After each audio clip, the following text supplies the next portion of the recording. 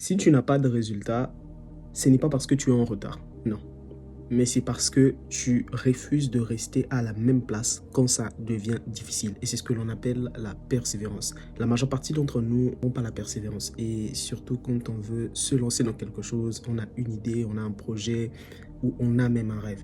La majeure partie d'entre nous, on n'a pas cette persévérance. Ce qui fait qu'à chaque fois que la situation devient difficile, au lieu de penser et de se dire que cette situation difficile peut être le meilleur moyen pour moi de savoir exactement jusqu'où je peux aller. Mais nous, on préfère changer d'idée. Pourquoi on se dit que bah non, non, non, si c'est difficile, c'est que ce n'est pas fait pour moi. Généralement, c'est à ça qu'on lit les choses difficiles. Donc, une fois qu'on fait quelque chose et que c'est difficile, on se dit que cette chose, elle n'est pas faite pour moi. Je dois changer jusqu'à ce que je vais trouver cette chose qui est faite particulièrement pour moi. Entre guillemets, la chose avec la formule magique.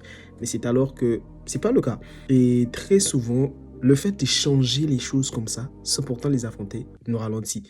Et cela nous pousse même à nous poser certaines questions qui créent le trouble dans notre tête. Parce que quand tu te dis déjà que ah, cette chose elle est trop difficile, est-ce qu'elle est faite pour moi, automatiquement tu tues toute clarté dans ta tête, ce qui peut te permettre même de faire en sorte que quand ça vient en étant difficile, que tu te dises que bah trouver les chances de survie qui vont te permettre d'affronter cela.